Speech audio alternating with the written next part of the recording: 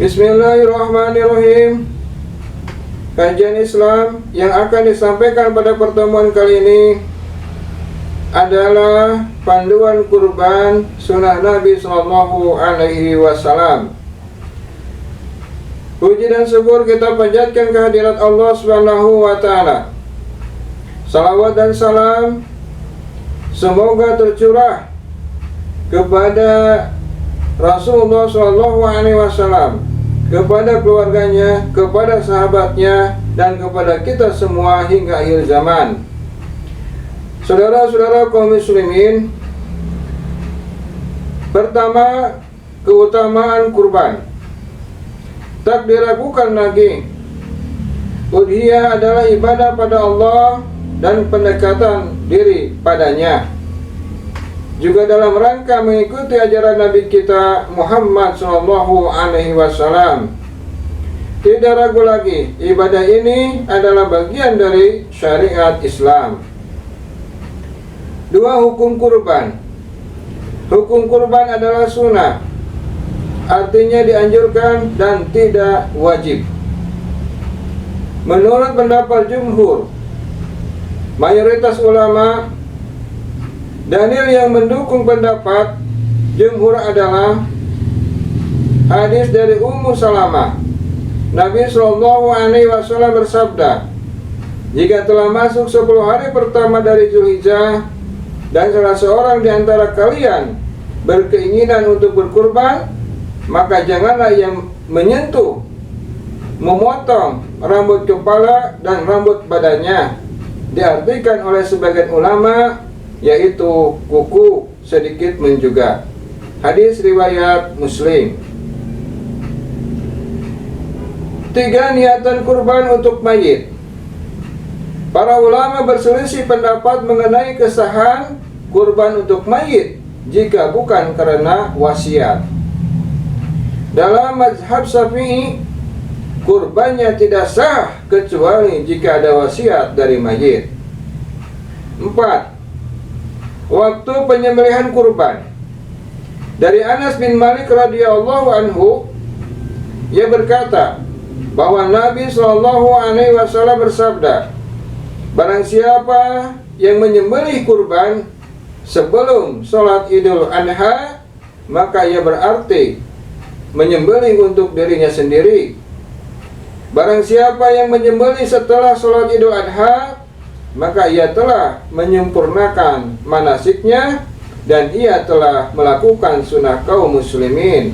Hadis riwayat Bukhari. 5, sebagian sepertiga dari hasil kurban. Hasil sembelihan kurban dianjurkan dimakan oleh sohibul kurban. Sebagian lainnya diberikan kepada fakir miskin untuk memenuhi kebutuhan mereka pada hari itu. Sebagian lagi diberikan kepada kerabat akan lebih mempererat tali silaturahmi. Sebagian lagi diberikan pada tetangga dalam rangka berbuat baik.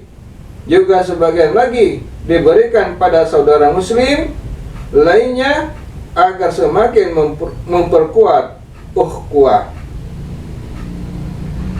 6, ketentuan hewan kurban. Hewan yang digunakan untuk kurban adalah unta, sapi, termasuk kerbau, dan kambing. Seekor kambing hanya untuk kurban 1 orang dan boleh pahalanya diniatkan untuk seluruh anggota keluarga meskipun jumlahnya banyak atau bahkan yang sudah meninggal dunia. Seekor sapi boleh dijadikan kurban untuk 7 orang, sedangkan seekor unta untuk 10 orang atau 7 orang menurut pendapat yang lainnya. Sedangkan ketentuan umur yang mesti diperhatikan, unta umur minimal 5 tahun, sapi umur minimal 2 tahun, kambing umur minimal 1 tahun, domba jaza'ah umur minimal 6 bulan. 7. Cacat hewan kurban dibagi menjadi 3.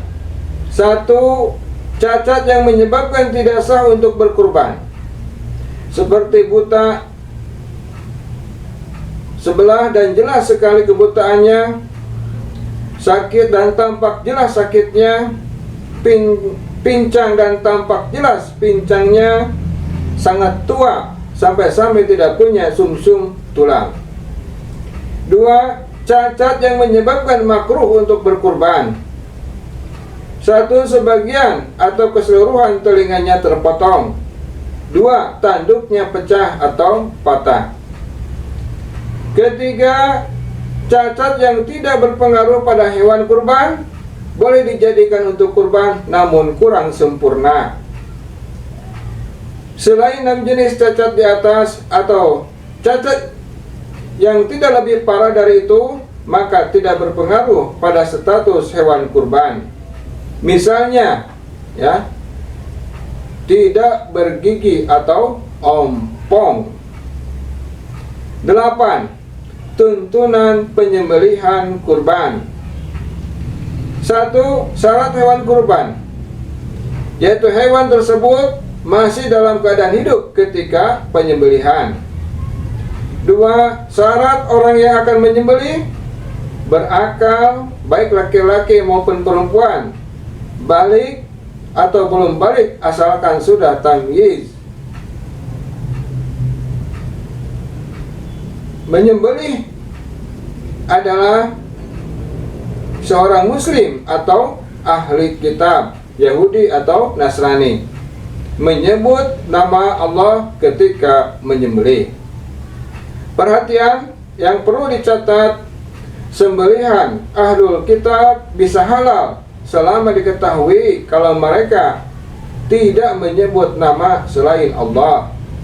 Jika diketahui mereka menyebut nama selain Allah ketika menyembelih, misalnya mereka menyembelih atas nama Isa Al-Masih, Uzair atau berhala, maka pada saat ini sembelihan mereka menjadi tidak halal.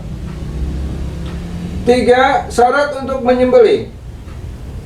Syarat alat untuk menyembelih: menggunakan alat pemotong baik dari besi atau selainnya, baik tajam atau tumpul asalkan bisa memotong, tidak menggunakan tulang dan kuku. 4. Adab dalam penyembelihan hewan: berbuat baik terhadap hewan, membaringkan hewan di sisi sebelah kiri, memegang pisau dengan tangan kanan, dan menahan kepala hewan ketika menyembelih. Meletakkan kaki di sisi leher hewan, menghadapkan hewan ke arah kiblat, mengucapkan tasmiyah, basmalah dan takbir. Ketika akan menyembelih disyariatkan membaca Bismillahi Allahu Akbar, hazza minka walaka, atau hazza minka walaka anni, atau an fulan, disebutkan nama sahabil kurban, atau berdoa agar Allah menerima kurbannya dengan doa Allahumma taqabbal minni, semoga Allah menerima kurbanku, atau min fulan, disebutkan nama sahibul kurban. Pertanyaannya, sudah berkurban kok malah dijual? Ketika Imam Ahmad ditanya tentang orang yang menjual daging kurban, ia terperanjat seraya berkata, subhanallah, bagaimana dia berani menjualnya, padahal hewan tersebut telah ia persembahkan untuk Allah tabaraka wa ta'ala. Secara logika, suatu barang yang telah Anda berikan kepada orang lain, bagaimana mungkin Anda menjualnya lagi? Maka hukum menjualnya tetap dilarang, karena hewan itu bukan lagi menjadi milik yang kurban. Oleh karena itu, para ulama melarang menjual bagian apapun dari hewan kurban yang telah disembelih: daging, kulit, kikil, gaji, kepala, dan anggota tubuh lainnya. Hadis di atas sangat tegas melarang untuk menjual kurban sekalipun kulitnya, karena berakibat kepada tidak diterimanya kurban dari pemilik hewan. Begitu juga orang yang bekerja sebagai panitia kurban tidak boleh mengambil upah dari hewan kurban. Bila menginginkan upah mengurus kurban, mintalah kepada pemilik kurban berupa uang. Saudara-saudara kaum muslimin, ini saja yang dapat disampaikan, mudah-mudahan bermanfaat.